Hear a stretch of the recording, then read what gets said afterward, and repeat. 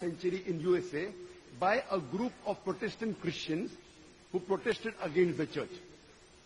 बुनियाद परस्ती Webster dictionary के हिसाब से ये एक तहरीक थी जो 20वीं सदी के आखिर में आई, यूएसए में वजूद में आई।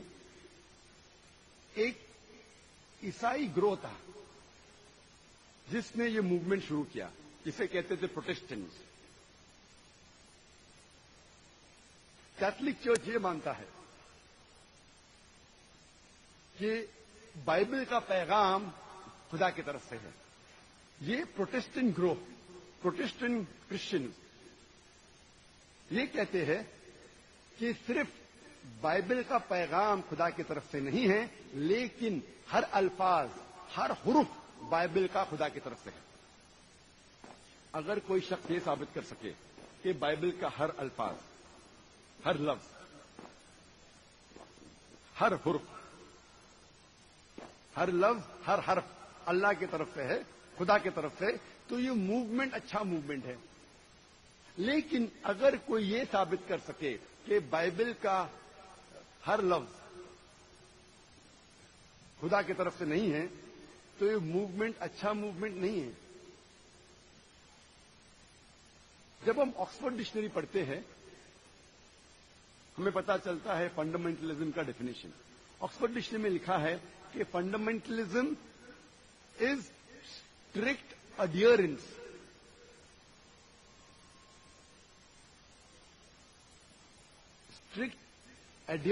and maintenance of the ancient doctrines and fundamentals of any religion. Oxford dictionary के मुताबिक बुनियाद परस्ती के मानी हैं शिद्दत से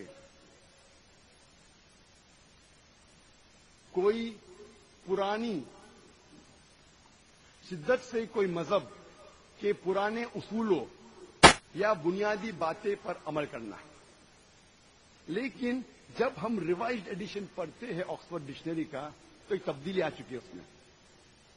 the revised edition of Oxford dictionary says that fundamentalism is a movement, fundamentalism is strict adherence or maintenance of ancient doctrine or fundamentals of any religion, especially Islam.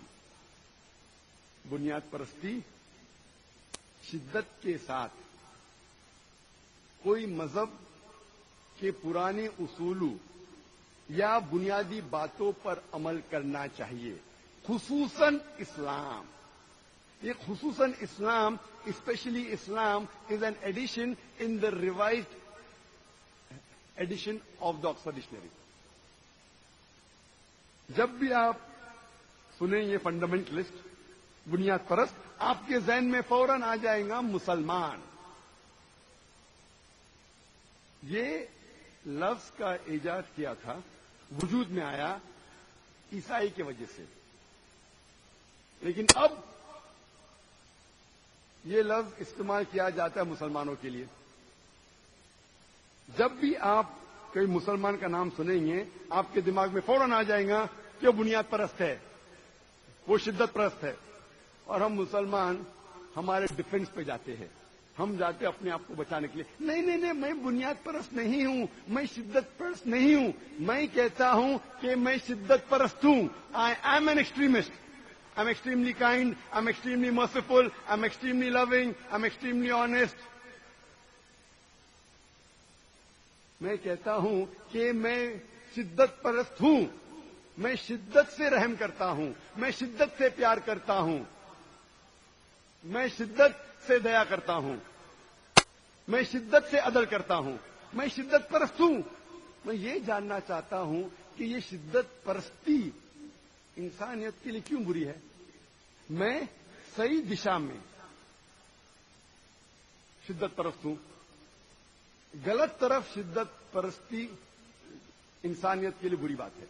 लेकिन कुरान मजीद में लिखा है कि आपको शिद्दत के साथ दया करना चाहिए, शिद्दत के साथ प्यार करना चाहिए, शिद्दत के साथ रहम करना चाहिए। जब अदल करे تو شدت کے ساتھ کرو. یہ مت کہو کہ اگر میرا فائدہ ہے تو میں عدل کروں گا, نقصان ہے تو عدل نہیں کروں گا.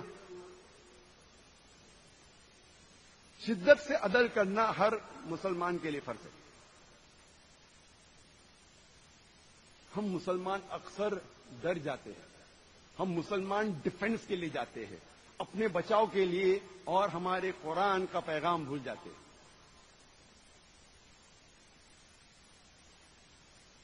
آج کی میڈیا کہتی ہے کہ مسلمان دہشت گرد ہے, مسلمز آر ٹیررسٹ. دہشت گرد کی کیا معنی ہے؟ جب کوئی انسان کوئی دوسرے انسان کی دل میں دہشت پیدا کرتا ہے اسے کہتے ہیں دہشت گرد. مثال کے طور پہ اگر کوئی چور پولیس کو دیکھتا ہے, اس چور کے دل میں دہشت پیدا ہوتی ہے, اس وقت وہ پولیس اس چور کے لیے دہشت گرد ہے. اسی پس منظر میں ہر مسلمان کو ہر چور, ہر غلط کام کرنے والے, ہر بلاತ್کار کرنے والے کے دل میں دہشت پیدا کرنا چاہیے. اس پس منظر میں ہر مسلم کو دہشت گرد ہونا چاہیے. جب بھی کوئی برے کام کرنے والا انسان مسلمان کو دیکھتا ہے اس کے دل میں دہشت پیدا ہونا چاہیے. قرآن کہتا ہے کہ برے لوگوں کے دل میں دہشت پیدا کرو. لیکن میں جانتا ہوں کہ عام طور پہ دہشت گرد اسے کہتے ہیں جو معصوم کے دل میں دہشت پیدا کرتا ہے. اس پس منظر میں ایک بھی مسلمان, ایک بھی معصوم انسان کے دل میں کبھی بھی نہیں دہشت پیدا کرنا چاہیے. یہ حرام ہے. کوئی مسلمان اگر کوئی معصوم انسان کے دل میں دہشت پیدا کرتا ہے, چاہے وہ مسلم ہے یا غیر مسلم ہے, وہ اسلام میں حرام ہے. کئی بار وہی انسان, وہی کام, لیکن اس کو دیے جاتے دو القاب. میں آپ کو مثال دوں گا. 60 سال پہلے, 70 سال پہلے, 80 سال پہلے جب ہمارا دیش انگریزوں کو حکومت کے اندر تھا, انگریز ہمارے دیش پہ حکومت کرتے تھے, اس وقت کئی ہندوستانی اس دیش کے آزادی کے لیے لڑ رہے تھے. یہ لوگ کو لقب دیا گیا تھا انگریزوں نے دہشت گرد کا. وہی انسان ہم عام ہندوستانی کہتے تھے کہ وہ دیش بھکت ہے, کہ وہ پیٹریوٹ ہے. وہی انسان, وہی کام, لیکن دو القاب. اگر آپ انگریزی حکومت سے سہمت ہے, کہ ان کے نظریے سے سہمت ہے کہ ان کو حق تھا ہندوستان پہ حکم کرنے کا, تو آپ بے شک ان لوگوں کو کہیں گے کہ دہشت گرد ہے.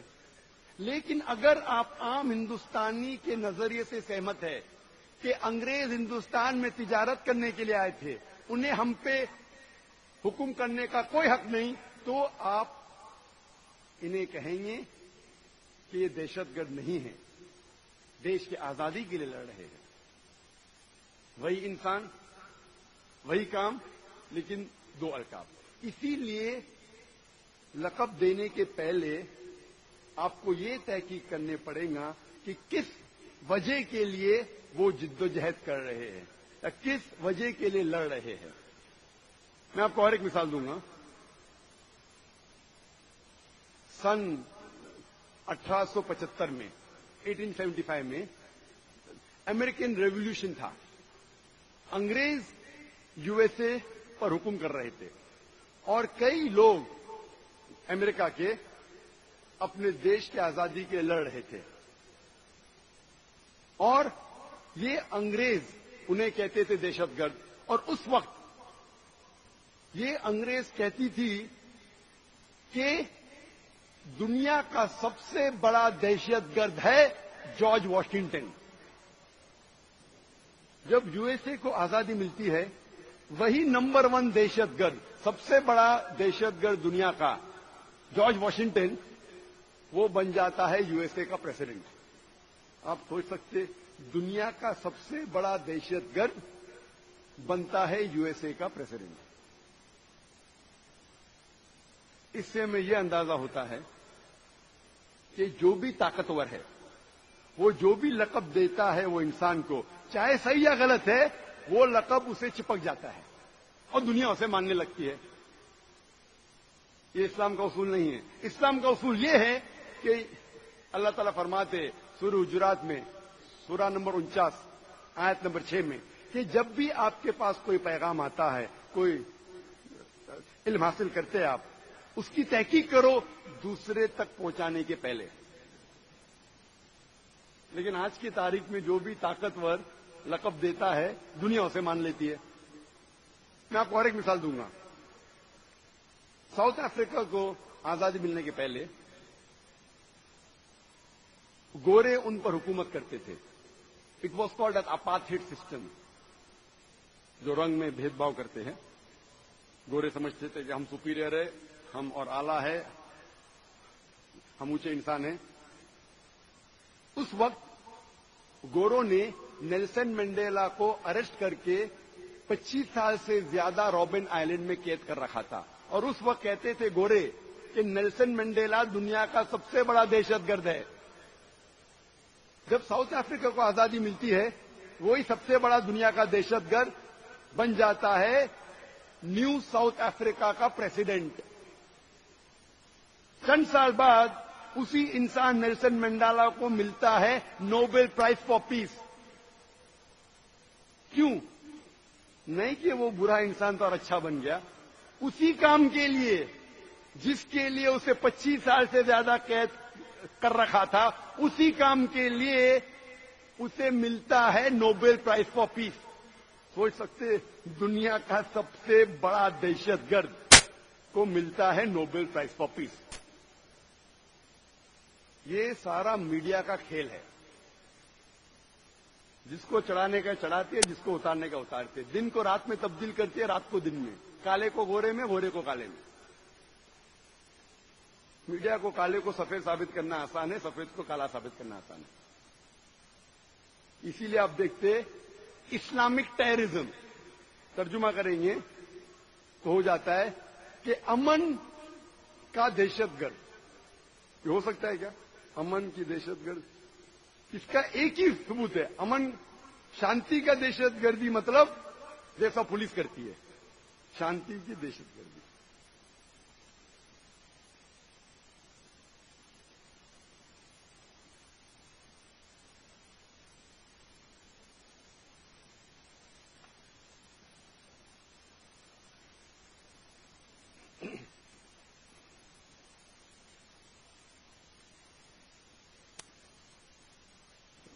आज जो सबसे ज्यादा बदनाम इस्लामिक लफ्ज है, जिसके बारे में सबसे ज्यादा गलतफहमी है आज, वो है लफ्ज जिहाद। आज जिहाद के बारे में सबसे ज्यादा गलतफहमी है। ना ही गैर मुसलमानों को गलतफहमी है, मीडिया के वजह से कई मुसलमानों को भी गलतफहमी है। सिर्फ गैर मुसलमान नहीं, मुसलमान भी अक्सर सोचने लगे कि अगर कोई भी जंग मुसलमान लड़ता है, चाहे अपने जाती फायदे के लिए हो, चाहे नाम के लिए हो, चाहे पावर के लिए हो, चाहे जमीन के लिए हो, चाहे माल के लिए हो, उसे कहते हैं जिहाद।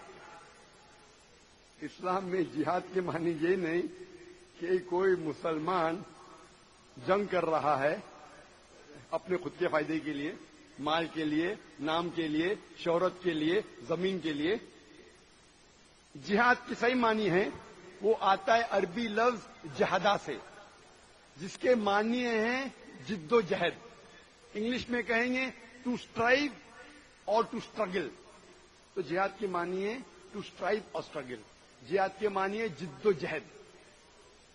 और इस्लामिक पस मंजर में जिहाद की मानी है कि اپنے